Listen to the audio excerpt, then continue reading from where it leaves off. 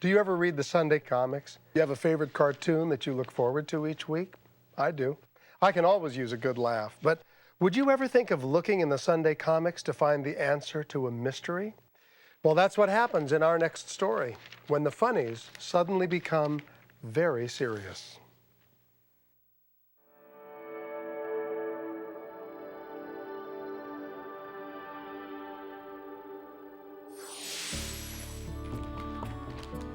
From the time she was a small child, Rhonda Neighbors loved the Sunday comics.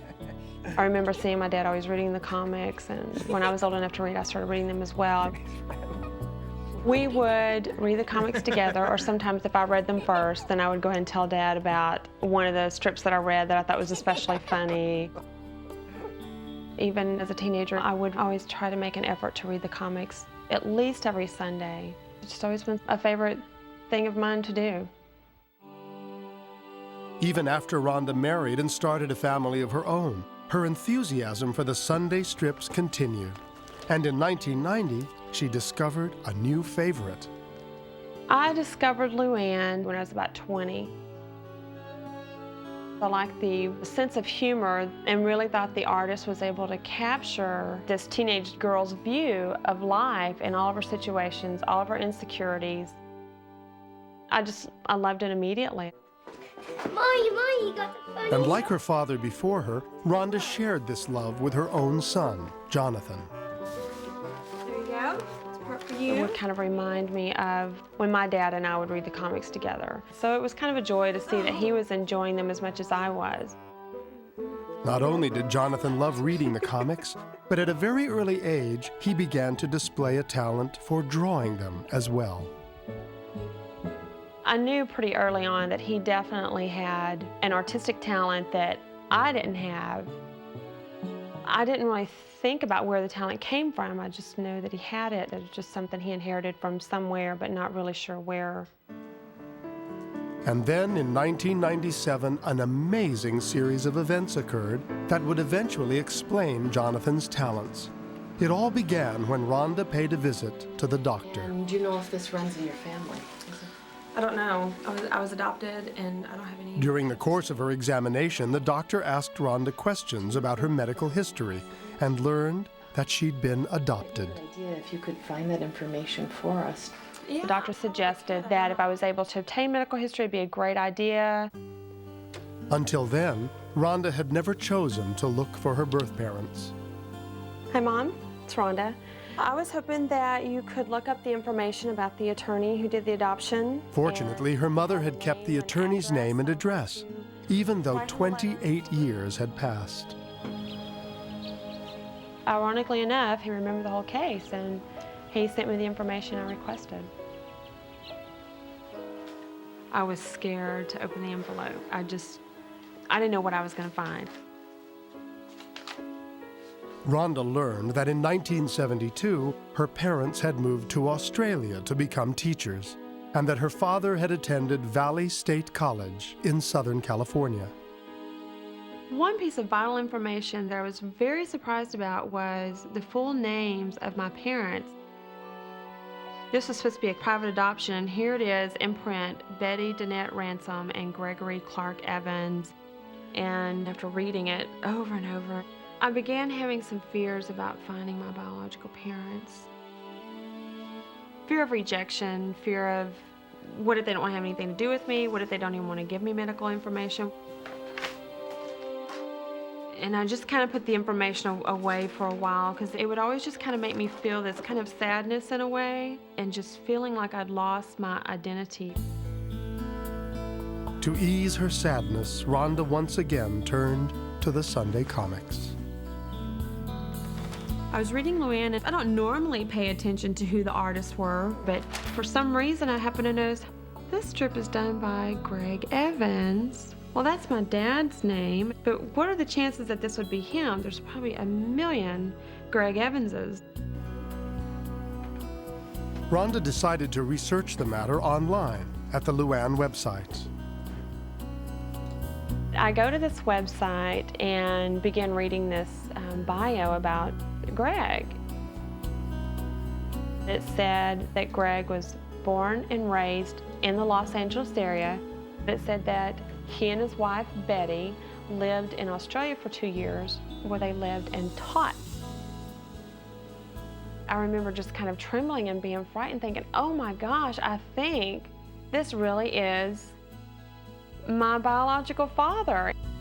She only needed one more piece of information to be certain, the name of the college he attended. And so she decided to contact him, but one question remained. How can I probe for information without just coming right out and saying, I want to know because I think I'm your daughter? So I've kind of devised this little email that I probably rewrote about 4 or 5 times before I actually sent it. Dear Mr. Evans, my son is 11 and a very good artist. He loves your comic strip and is interested in developing his own line of comic books as a career. I would appreciate any information you could give me about your college background, maybe the college you attended and the courses you were enrolled in, to help my son and I plan his college career. And I was very nervous when I hit that send button, thinking, oh my gosh, you know, if this is him, then what am I going to do? A few days later, Rhonda received a reply. Rhonda, thanks for your note and the kind words about Luann. Now, for your son, providing him every opportunity to develop his artistic skills is a step in the right direction. Greg's response was not what I'd hoped for, because I asked him for the college he went to and he didn't tell me that. So I thought, oh, okay, now I've got to find another way to fish information out of this person. After pondering the situation for several days, Rhonda decided to use the direct approach. Dear Mr. Evans, I am going to be straight to the point with you. My last email asked what college you attended and for your wife's maiden name. My reason for these questions is I think I may be your daughter. And this, I think, was the hardest email of all to write up and send. And I remember when I clicked send, my heart just racing, thinking, okay, you've done it. And that's all I could think about the rest of the day was, did he get the email? Did he read it? What if he doesn't respond at all? Then you'll never know. And when Greg Evans receives her message, it catches him completely by surprise. When I got that email, I didn't know what to think. I think my heart was in my throat, and I could barely print this letter out, and took it to Betty. He said, I have something I want you to read. You better sit down. So, not having any idea what it was, I read this email. Rhonda's note brought back memories of the painful decision that she and Greg had made almost 30 years before. They were college students when they learned that Betty was pregnant. Unmarried and uncertain of their future together, they decided to give up their baby daughter for adoption. I loved that baby so much that I wanted to provide it the best home it could possibly have. And realistically, I didn't feel as a 19-year-old that I could do that. So I made the decision that there would be someone out there who wanted a child and would love that child. Oh my gosh, this is unreal. Betty could hardly believe that the daughter she'd given up so many years ago had finally found her. My heart was racing. I was so elated. There was a lot of what ifs. What if she's resentful? What if she doesn't understand our decision?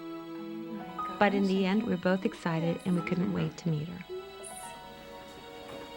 After 2 grueling days of hand-wringing and checking email like every hour, I finally got a response. And I remember thinking, oh my gosh, am I ready to open this email?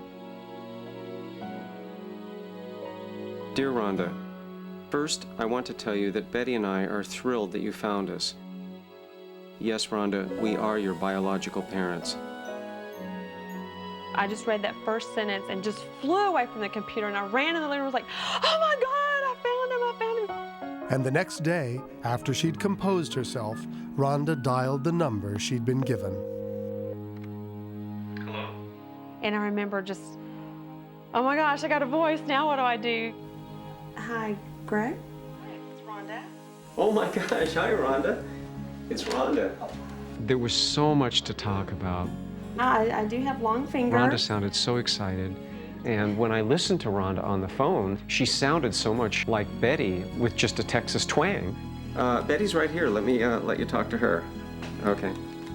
Hi, Rhonda. It's Betty. How are you? We talked over 5 hours, and when it was done, the first thing Greg said is, "Oh my, it's a little Betty."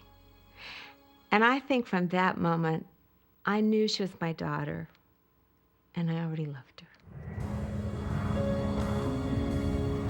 6 months later, in July of 1998, Rhonda and her son Jonathan stepped off a plane in San Diego, California, to meet their new family for the first time.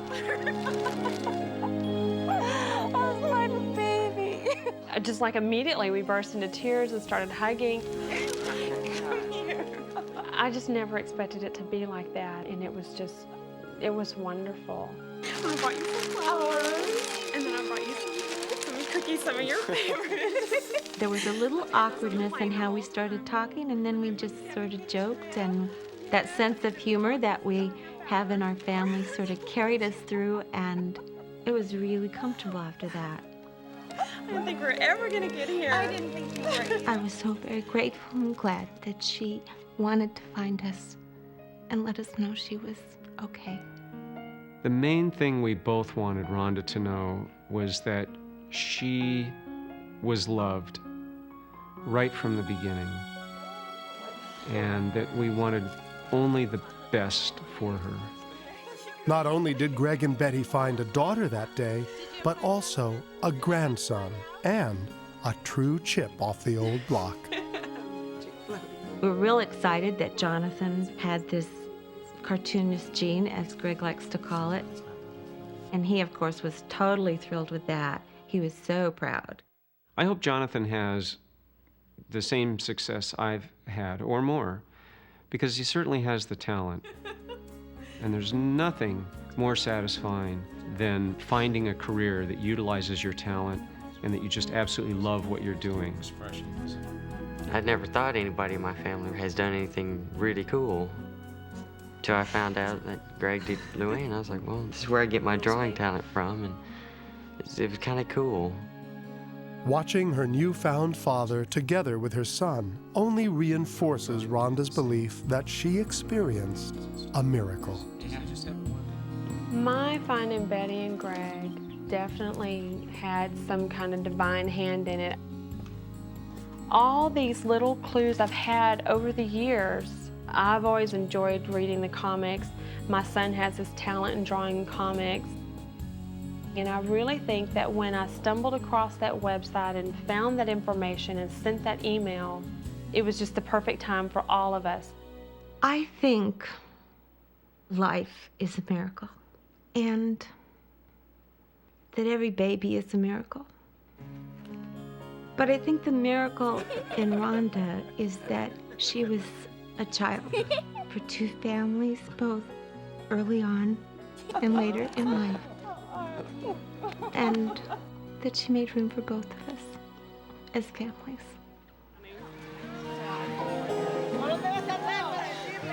My hope for the future, for all of us, for the whole family, for both families, is that we continue getting to know each other and growing and laughing and loving and having holidays and good times together.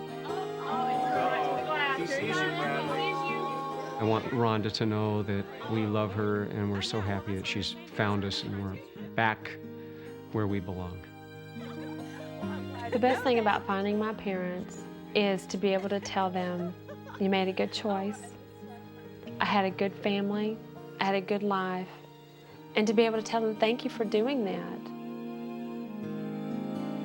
This has been a miracle for me and for my family.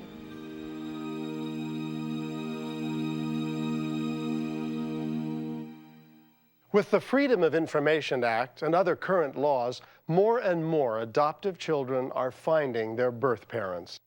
But Rhonda's search was aided by something more, something miraculous. And we wanted to talk to her about that. And so she joins us now, along with her parents and her 3 children. Hello, everyone. Hi, Richard. How are y'all doing? We're doing good. Excellent. Now, Rhonda, when you first stumbled on your father's name in the Sunday comics, did you have any idea that that would lead you to your mother as well? No, actually, I really thought I would just find my mother first and maybe not find my father. So it was quite a shock and a very pleasant surprise to find them both and to find them together. A lot of times the parents don't stay together. And so, I mean, it was really wonderful, and I just couldn't believe it. Well, what seems just as hard to believe is this whole cartoonist's gene being passed down from generation to generation. That's pretty remarkable. It is, because you don't find too many cartoonists around, and to find one in your own family who's talented and interested is really extraordinary. I really expect him to do great things. Have you ever thought of incorporating any of these amazing events into your comic strip? I have thought about it, but I haven't worked out quite how to do it yet. It's a complicated story, but I think I might give it a try sometime.